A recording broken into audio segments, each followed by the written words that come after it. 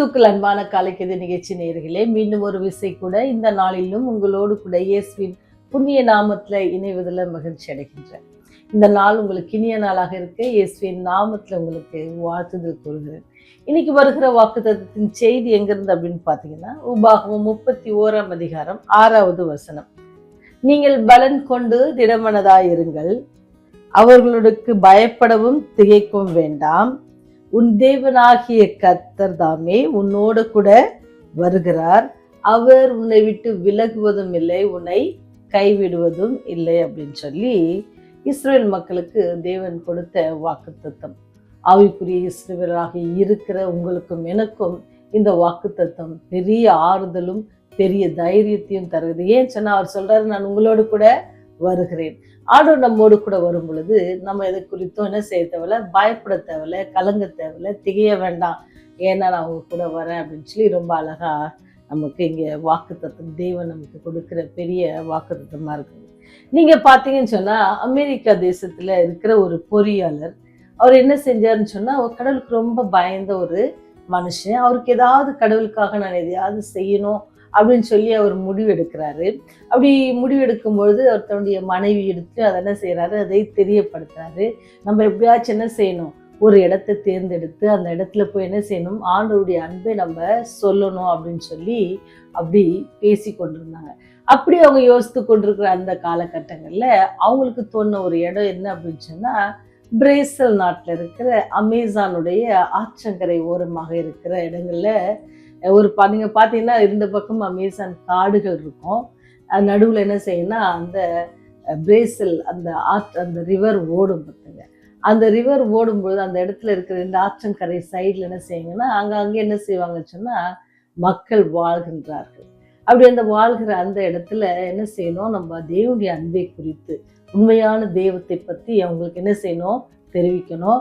அந்த உண்மையான தெய்வம் என்னெல்லாம் நம்மளை செய்ய சொல்லி இருக்கிறாங்கன்றதே அவங்களுக்கு என்ன செய்யணும், நம்ம அறிவிக்கணும் அப்படின்னு சொல்லி இந்த கணவன் மனைவி பேசி கொண்டிருக்காங்க. அப்போ அங்கே போகணும், அந்த ஆற்றங்கரைக்கு போகணும்னா சும்மா போயிட முடியாது. அந்த காலகட்டத்தில் 1930ஆம் ஆண்டில் அவங்க ஒரு முடிவு எடுத்து ஒரு இடத்துக்கு போகும்போது அவர் என்ன செய்யணும்னு சொன்னால், ஒரு விசை படகை அவர் உருவாக்கி அந்த படகுல அந்த ஆற்றங்கரையில் உள்ள மக்களுக்கு என்ன செய்யணும், தேவனுடைய அன்பை சொல்லணும் அப்படின்னு சொல்லி கணவனும் மனைவி பிள்ளையுமாக போய் கொண்டிருக்காங்க. அப்படி போகும்போது ஒரு நாள் அவர் பேர் என்ன அப்படின்னு சொன்னீங்கன்னா, அந்த பொறியாளர் பேரு ஹாலிவெல், அவங்க மனைவி பேர் வந்து ஜெஸ்ஸி. அப்போ இவங்க என்ன செய்யறாங்க, அவருக்கு ஒரு மகன் இருந்தா, அவன் பேர் வந்து கிளாரிசம். அப்போ இவங்க என்ன செஞ்சாங்க அப்படின்னு சொன்னா, போகிறப்போ என்ன செய்யறாங்க, அந்த ஆற்றுல போயிட்டு இருக்குது விசைப்படகு. அவங்க போகும்பொழுது அங்க என்ன செய்யறாங்கன்னா, அந்த அமேசான் ஆற்றுல என்னது படகு என்ன செய்வாங்க, ரொம்ப அழகா ஓட்டி கொண்டு போயிட்டு இருக்கிறாங்க. அப்படி ஓட்டுக்கும்போது அவர் பக்கத்துல இருக்கிற படகு என்ன செய்யறாங்கன்னு சொன்னா, வராங்க. வந்து 2 பேர் வந்து சொல்றாங்க, எங்களுடைய படகு உங்களுடைய விசைப்படகோட என்ன செய்யுங்க, இணைத்து கொள்ளுங்க அப்படின்னு சொல்லி கேட்குறாங்க. அது கேட்ட உடனே அந்த ஹாலிவெலுக்கு இஷ்டம் இல்லை. ஏன்னு சொன்னா, என்ன யாருன்னு தெரியாதவங்க இப்படி வந்து கேட்குறாங்களே, ஏற்றுக்கலாமா அப்படின்னு சொல்லி அவங்களுக்கு உதவி செய்யலாமா வேண்டாமா அப்படின்னு யோசிக்கும் பொழுது ஆவியானவர் அவர் மனசுல பேசுறாரு, நீ அவங்களுடைய அவங்கள என்ன செஞ்சுக்க, அவங்க கூட ஏத்திக்க அப்படின்னு. அப்போ ஏத்துனவரோட என்ன செஞ்சாருன்னா, அந்த விசைப்படகுல என்ன செய்யறாரு, அந்த துடுப்பை வாங்கி அவர் என்ன செய்யறாருன்னா ஓட்ட ஆரம்பிக்கிறாரு. இவருக்கு ஆச்சரியம். கொஞ்ச தூரம் போன பிறகு அவர் அந்த படகு ஒரு மாதிரி வேகமாக ஒரு இடத்துல அப்படியே சாட்சி எடுத்துட்டு போறாரு.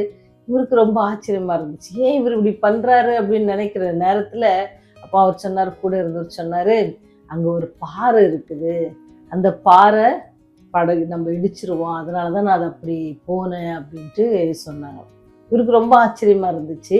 அதோட சரி, அவங்க பரவாயில்ல, நமக்கு நல்லதான் செய்தி வந்திருக்காங்க அப்படின்னு சொல்லி யோசிச்சுட்டே இருக்கும் பொழுது கொஞ்சம் தூரத்துல போய் அவங்க என்ன செஞ்சாங்க, அந்த ஆற்றங்கரை ஓரத்துல நிறுத்திட்டு, நாங்க இங்க இறங்கிக்கிறோம், இனிமேல் நீங்க போங்க அப்படின்ட்டு எங்களோட சொன்னாங்க. இவருக்கு ரொம்ப ஆச்சரியமாச்சு. அங்கே ஒரு வீடு எதுவுமே இல்லை, கண்ணு கெட்டின தூரத்தில் வீடு. நீங்கள் பார்த்தீங்கன்னு சொன்னால் அந்த ஆற்றங்கரையில் ரொம்ப தூரம் ஒரு இடத்துல கொஞ்சம் வீடு இருக்கும், அப்புறம் வீடே இருக்காது. ஒரு சைடில் வீடு இருக்கும், ஆப்போசிட் சைடு அப்படியே இருக்காது, நடுவில் ரிவர் மட்டும்தான் போயிருக்கும். அந்த பிரேசில் அமேசான் அந்த ரிவர். அப்படி பார்த்தீங்கன்னு சொன்னால் இவங்களுக்கு ரொம்ப ஆச்சரியம். அவங்க ஹாலிவெல் கேட்குறாரு, நீங்க இங்க வீடு எதுவுமே இல்லையே, ஏன் நீங்க இங்க இறங்குறீங்க? இல்ல எங்களுக்கு இறங்க வேண்டிய, எங்களுக்கு பக்கம் தான், நாங்க நடந்து போய்க்கிறோம் அப்படின்னு இறங்கி கொஞ்ச நேரத்துல அவர் திரும்பி பாக்குறாரு.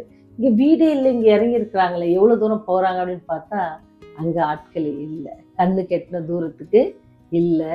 ஏன்னு சொன்னா அது தேவதூதர்கள். நம்ம ஆவியானவர் வார்த்தையை நம்ம கேட்கும் பொழுது, அவருடைய சொல் நம்ம காதுல விழும்போது நம்ம கவனிச்சு கேட்போம்னு சொன்னா பெரிய ஆபத்துல இருந்து என்ன செஞ்சுட்டாங்க, அவங்க ஒருவேளை அவரே அதை ஓட்டிட்டு வந்திருந்தா அந்த பாறையில கண்டிப்பா மோதி இருப்பாரு, தெரிஞ்சிருக்காது அவருக்கு.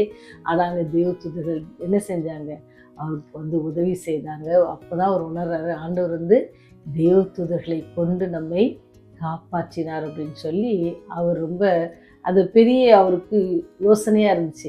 அவர் நினைச்சாரு, நான் அந்த ஆவியானவர் எனக்கு சொன்ன அந்த வார்த்தையை நான் ஒருவேளை நிராகரித்து அல்லது அதை கேட்காமல் இருந்திருப்பேன்னு சொன்னா நான் பெரிய ஆபத்துல சிக்கியிருப்பேன். அப்போ ஆவியானவர் உங்களோடு கூட என்னோடு கூட பேசுகிற காரியங்கள் நீங்க நான் கேட்டோம் அப்படின்னு சொன்னா தேவன் என்ன செய்வாராம், அப்படியே தூதர்களை கொண்டு நம்மை காப்பாற்ற வல்லவராக இருக்கார். அப்பேற்பட்ட வல்லமுள்ள தேவன் இன்று என்ன செய்யறாரு, உயிரோடு இருக்கிறார். எப்படி அன்னைக்கு ஹாலிவெல்ல பாதுகாத்தாரோ அதே தேவன் இன்றும் இருக்கிறார். அதனாலதான் நம்ம என்ன செய்யல, பயப்பட தேவையில்ல. இங்க சொல்றாருல, நான் உங்களோட கூட வருகிறேன், தேவனாகிய கர்த்ததாமே உன்னோடு கூட வருகிறார்.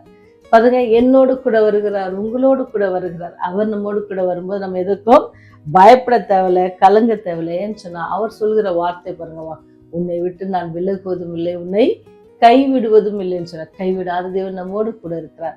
நம்ம ஒவ்வொரு நாட்களும் இந்த கொடை காலத்துல நான் பார்த்ததில்லை.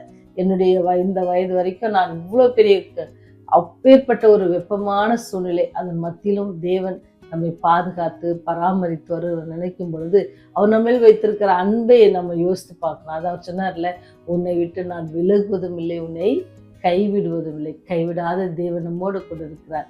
நாம அவர் என்ன செய்வோம், இந்த வாழ்க்கை இன்னும் படுகலை, அவர் சுக்கான பிடிக்க விட்டுன்னு சொன்னா அவர் நமக்கு எல்லா சேதத்திலும் இருந்து நம்மை தப்புவிக்க வல்லவராக இருக்கார்.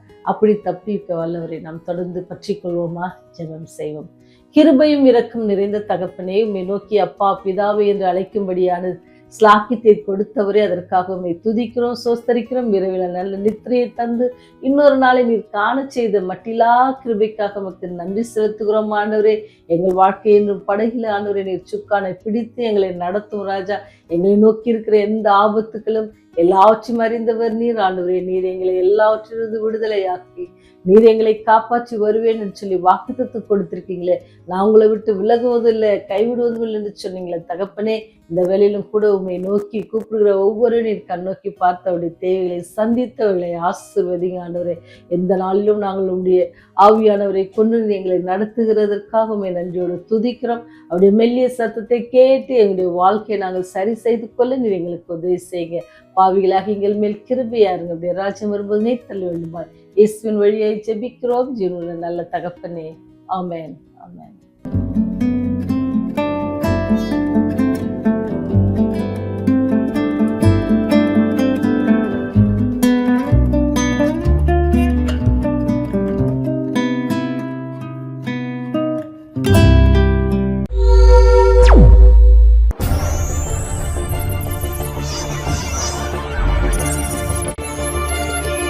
நீங்கள் பார்த்துக் கொண்டிருப்பது உங்கள் ரிவைவல் டிவி.